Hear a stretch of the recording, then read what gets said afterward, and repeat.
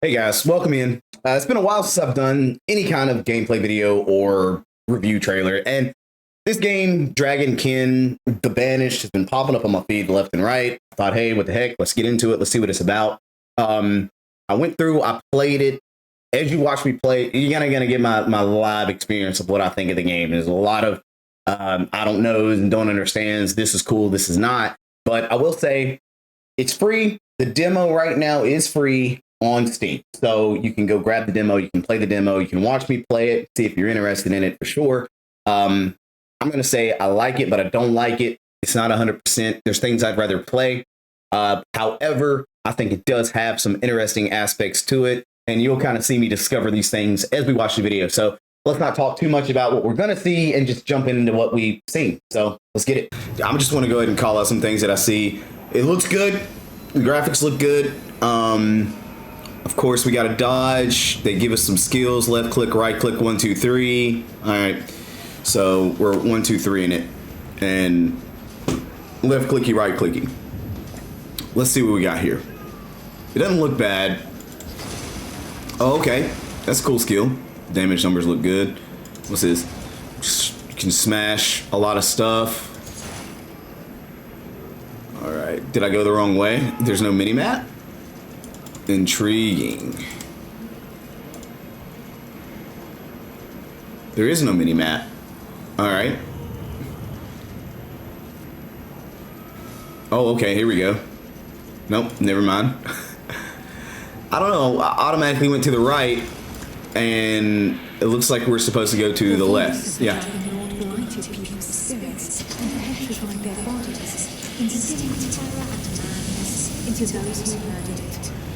Never before had a reach so vast been ranked between the two worlds. Okay. It's your basic attack. Let's see what one gives us here.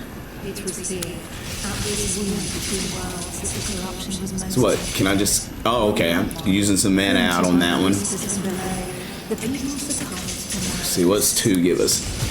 the common blood sank Okay, big old AoE sweep.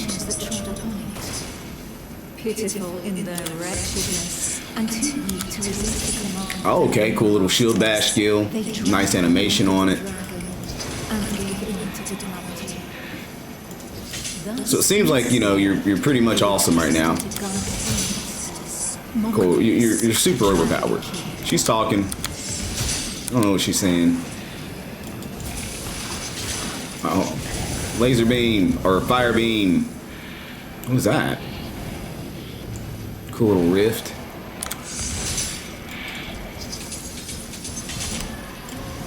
His little attack. Chink, chink, chink, chink. Oh, wait, target. Yeah, there you go. All right. I mean, doesn't look bad. I'm not sure how I feel about the feel of it. I don't know. I don't always like when games make you super overpowered in the beginning. I think I prefer the slower learning the skills as you go. That overpoweredness early game gives you something to be excited about. Don't get me wrong. But because that's a crowd controlling skill too. So we can rush straight through and beat the brakes off of stuff. So you're an enemy? Yeah, you are. Let's see, so 1 is our sprint, right? Yeah. So we'll sprint, AoE, shield bash for the stun, then flamethrow. Okay. Okay. Am I particularly excited about these skills? No. Does this game feel really mobile-esque? Yes. Am I hating? Not really. And then we got Q for our heals if we need it. It's just different, I think. I think this would be one to get used to, right? So I've played tons of hours in Path of Exile, tons of hours in what is it? Undecember. I've got some Diablo on my belt. Only the most righteous of souls, guided and supported by the You know, I've played a lot of these games over time. that led the living to damnation. there's a satisfaction to sweeping and knocking out an entire mob. I'm not sure this would be my pick of a class. I don't know. We got time. I think this is a... Never mind. Never mind. I can't tell if there's elites here or not. All I know is it feels like I'm getting a little bit of story while I run through the prologue, which that's all the demo is just the prologue. Right now I'm feeling a little lost. I don't know.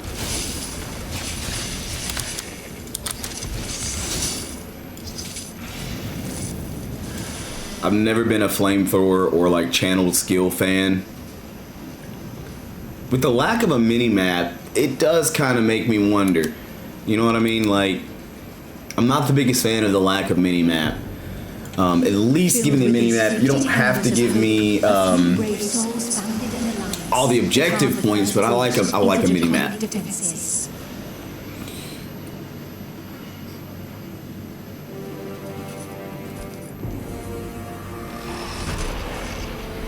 Here, the Dragonking's power was strong. It fused our world with that of the Banished.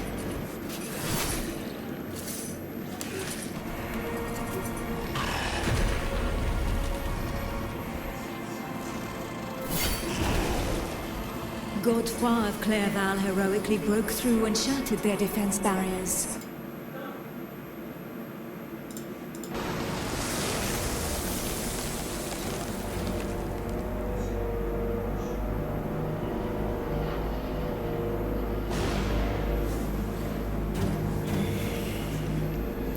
This act of bravery, a feat of the righteous alliance of men, allowed me to lend aid to the Knights of the Order of the Eternal.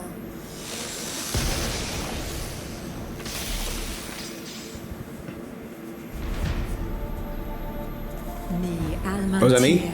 Grand Oracle of Pytho Durkan, Dragon Blood, a human altered but not consumed by the draconic blood that flows through my veins.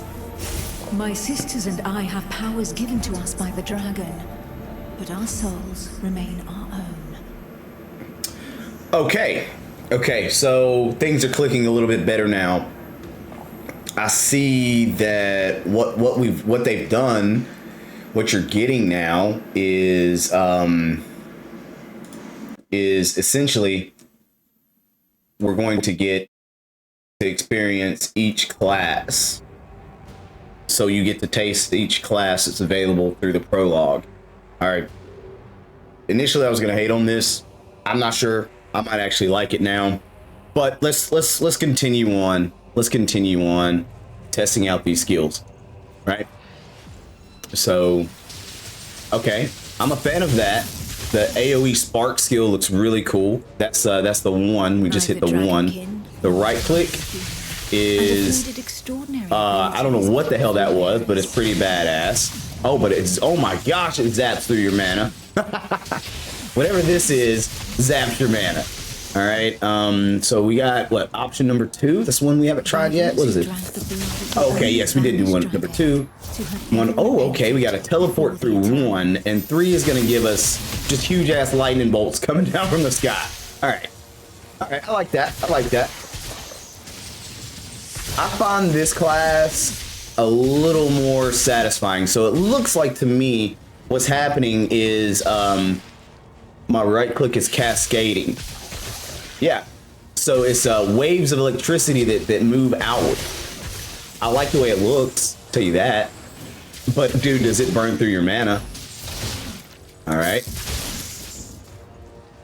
Graphically, dig it. This class, I dig it.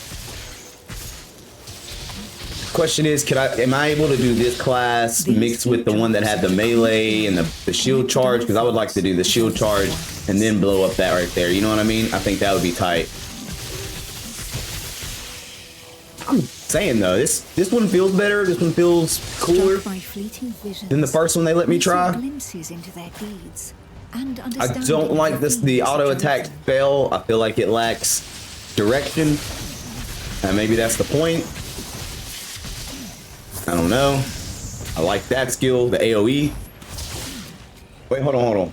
we're gonna see how far we can teleport here in just a sec. Give me just a sec. Understanding came a That's a pretty good, decent teleport thingy. The voices threatened to What is this thing? Oh, okay. Oh, okay. I click it. Okay, that's what unlocked the door. Is it auto targeting or is it random? Is it area of effect? I think it is area of effect too. And I see that this class has what you would call an overshield as well. Something that we've probably seen in a few other games like the barrier, teleport. Ooh, okay, so that's pretty good damage. AoE, then waves of lightning. Which do they hit more than once? They do. They do. So the enemy can be hit multiple times with that. Can I say that I do like that? Now, I know that this game has a skill board. I think I've seen something that there's a skill board with it as well. Oh, there's your little dodge. Your dodge on this class is like a teleport.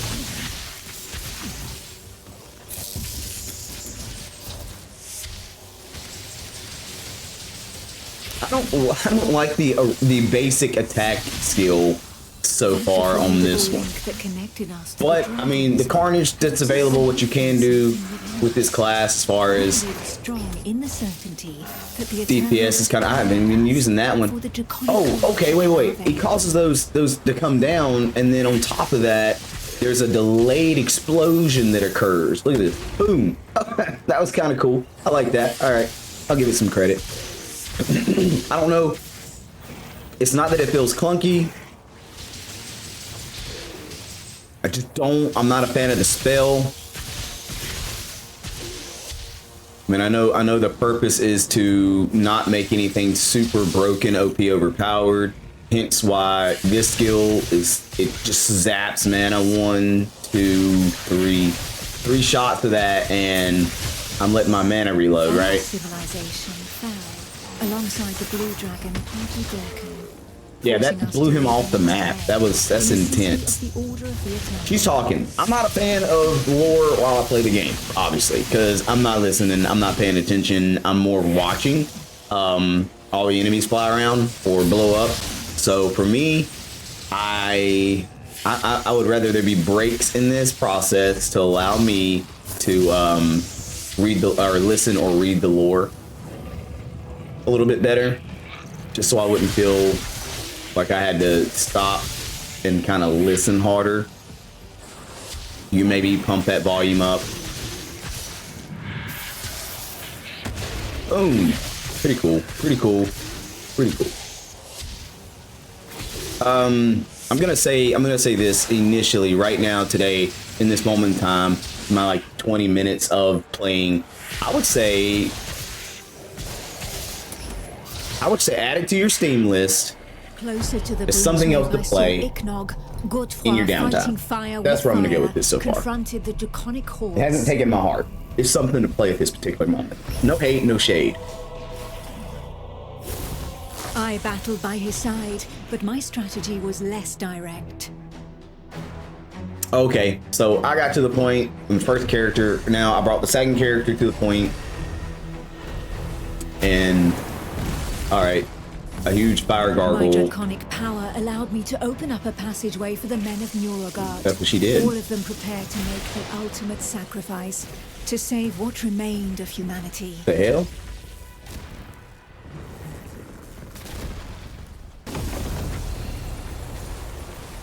Talk about a chain reaction. I'm just kidding.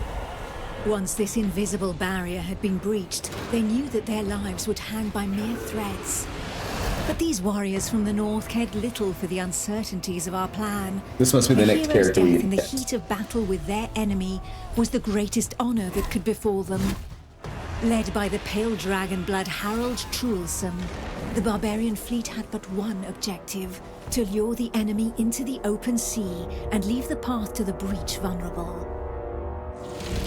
If a single vessel reached the coast, then this sacrifice would not have been for naught.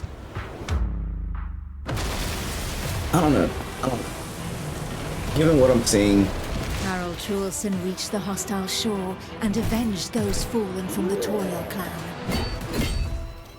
So this dude has a hammer and a hatchet. All right, let's see what this guy does. Let's see if we like this guy more than we like the second guy, which we know we like the second guy more than we like the first guy. So is he berserking? I'm getting movement speed buffs. What is that?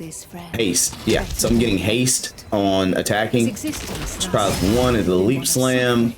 His 2 is a shout. His 3 is a whirlwind. Okay, so basically we got the whirlwind barbarian going on here. I dig it. Our next skill, I think, is what, 3? Is that the one we haven't tried?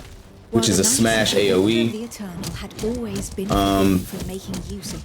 So we've got our mobility in. Was it? 1 is our. He even grows wings of ice, guys. He even grows wings of ice. 2 is a shout. And then we've got our slam, which looks like when he slams, it actually.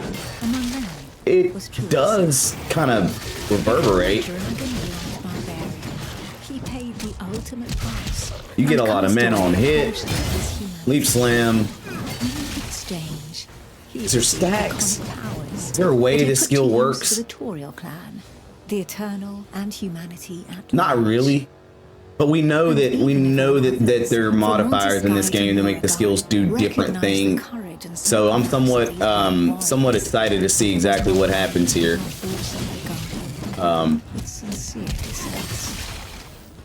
While there could be no doubt of their loyalty to Toriel, I don't know. Defender of the Eternal. As far as melee, I like this melee more than I like the first character's melee. I mean, who doesn't like a whirlwind? Who doesn't like whirlwind, right? Who doesn't like whirlwind, man? We're out of mana though.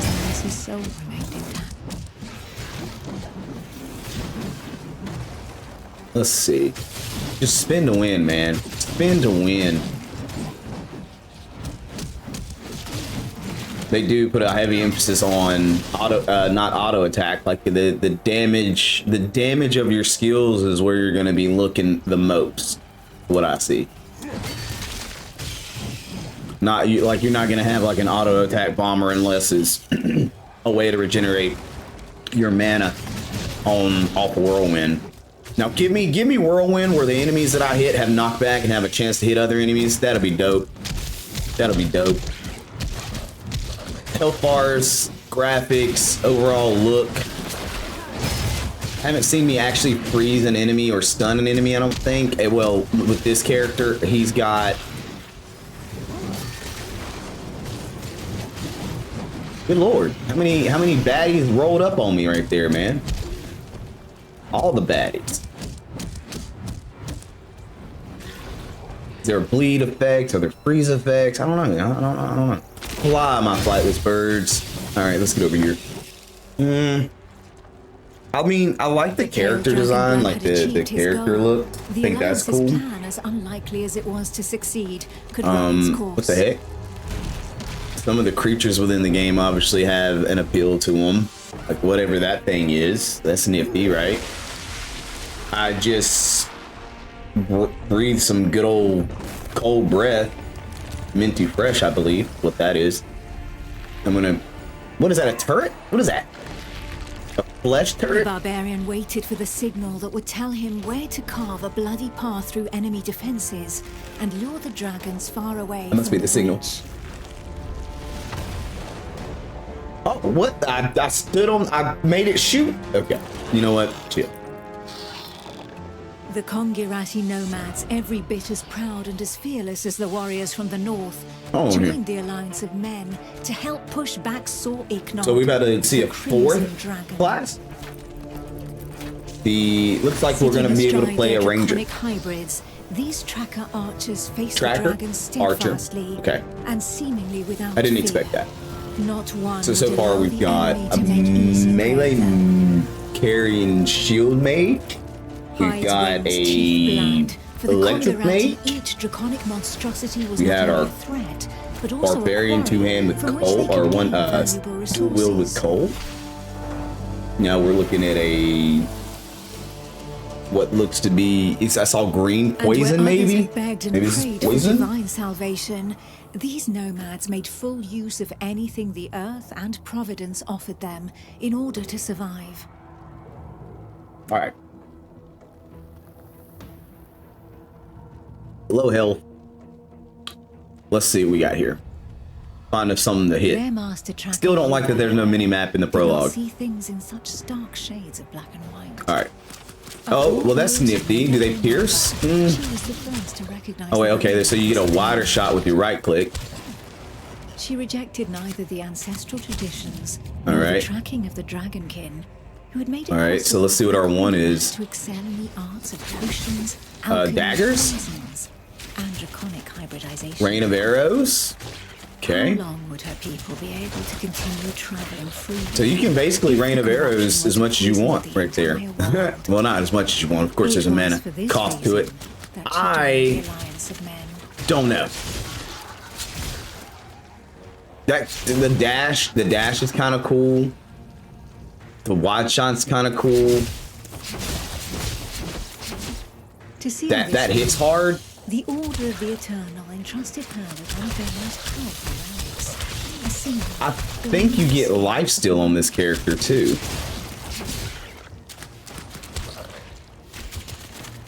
I think I'm seeing lifesteal go on here.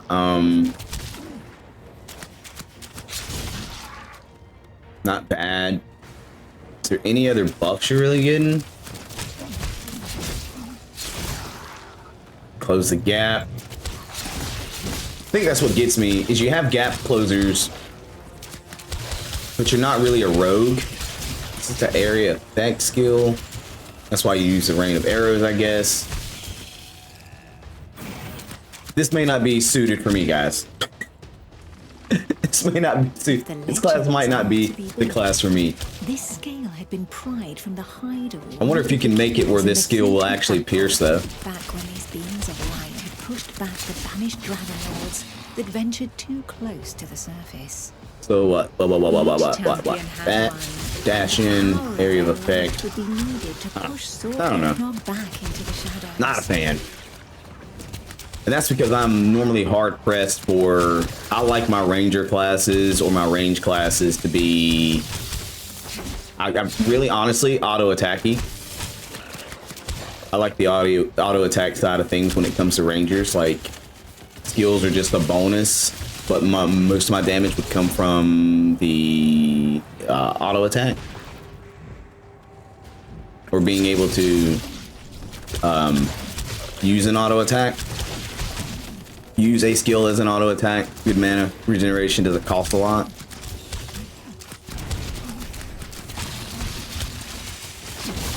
And I see that all your characters are level 60, you know, I mean level 50, so like they're giving you the maxed out biddy.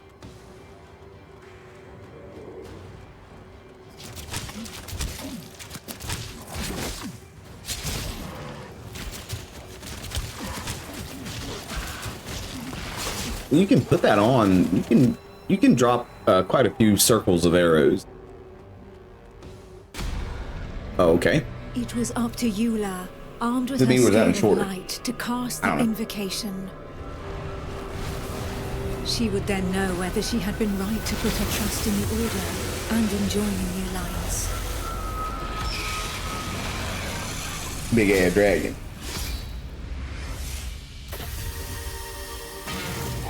The power of the light was like nothing ever seen before. We heard the Dragon Lord howl into our minds, racked with pain and rage.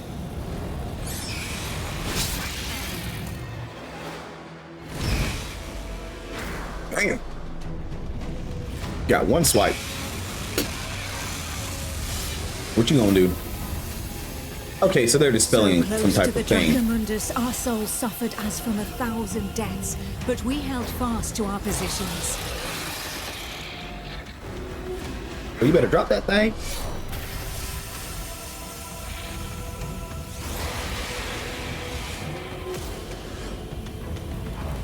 I know that this game's wrapped around dragons in some way. Oh hell, this mug came out of nowhere.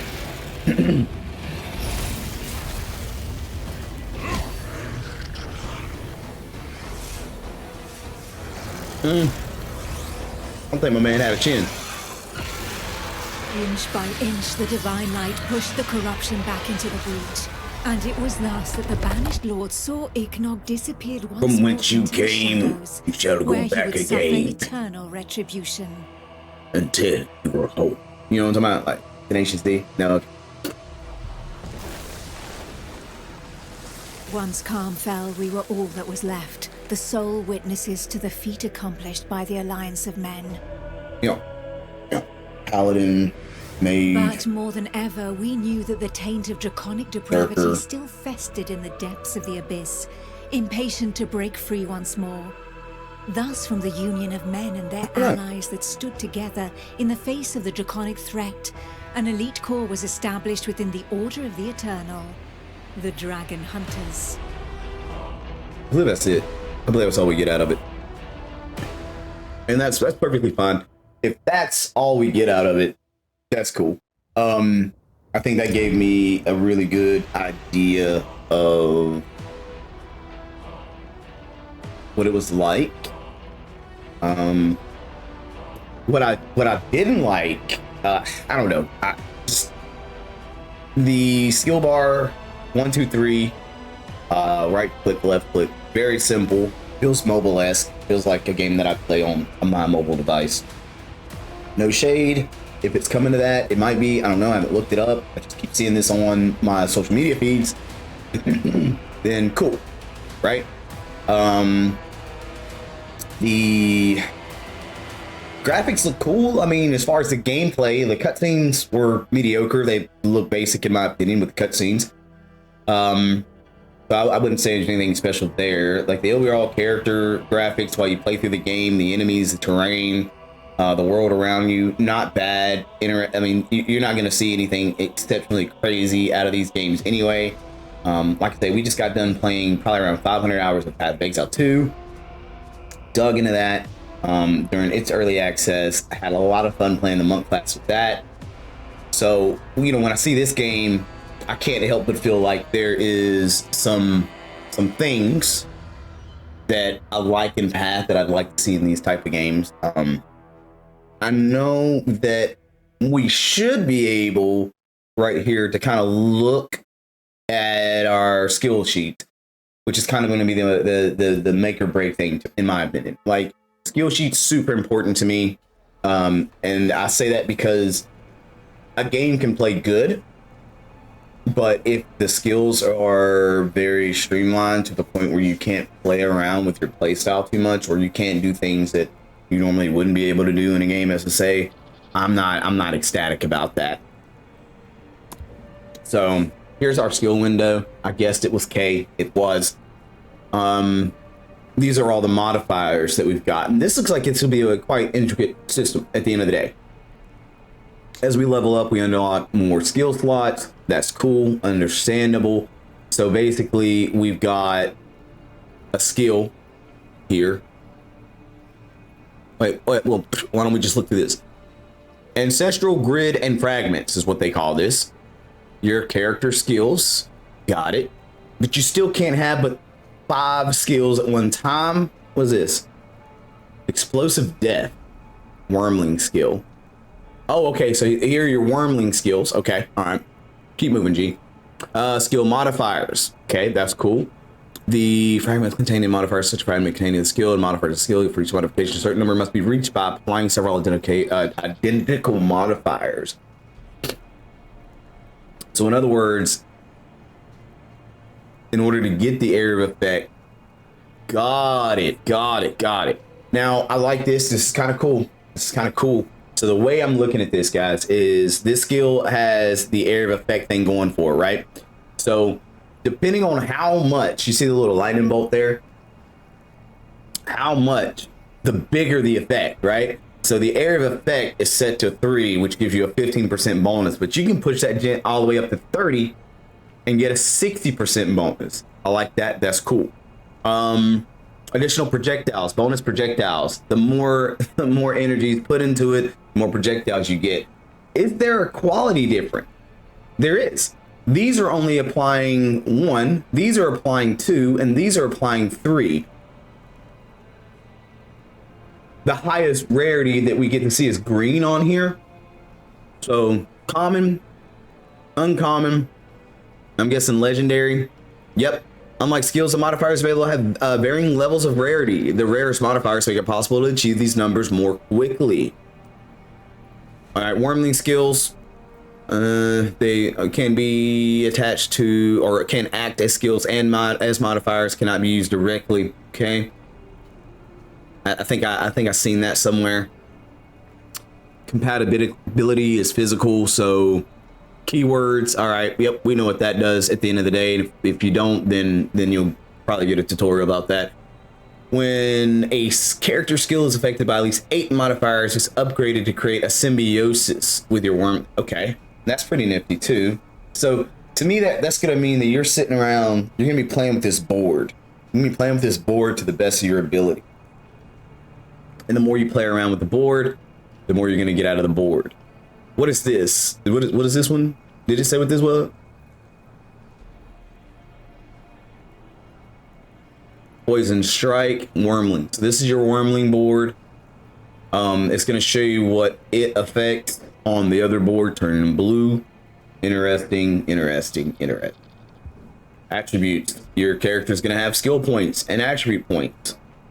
Maximum HP, life drain, thorns damage. Okay, so I guess based on your class, you're going to have this one here that you can allocate for different reasons. Okay. There you go. Each attribute gains specific stat bonuses. Cool. What else we got here? Base stats, attack, walking speed, just stats in general. Makes sense. Offense, defense, health, miscellaneous. Oh, we also have talent trees. This menu allows you to view characters' talents. Talents are the ultimate passive skills. So, okay. I think initially, guys, like I say, when you play through the prologue, you get everything, but you don't get to play with everything, right? So I'm more of the guy, I like actually building a character, running through and seeing what changes I can make. In-game builds are cool, I like that, but I think I prefer to kind of slowly build my character. And they're giving you a character you can piddle around with right now. You can refund all your points, you can play around with that. Here's our gear. Gear looks very basic right now. Again, I do have a feeling that the more we do, the more we'll get. Like, you know, once the game actually drops, was it March 7th or something like that? Can I click the portal? Can't do anything with the portal. Start a dungeon purification. Oh wait, right here. Maybe we have to go here. I don't know. I'm not 100% with this. I am curious about this. This will probably be the last little bit we do before we decide that, you know, we're done with the video.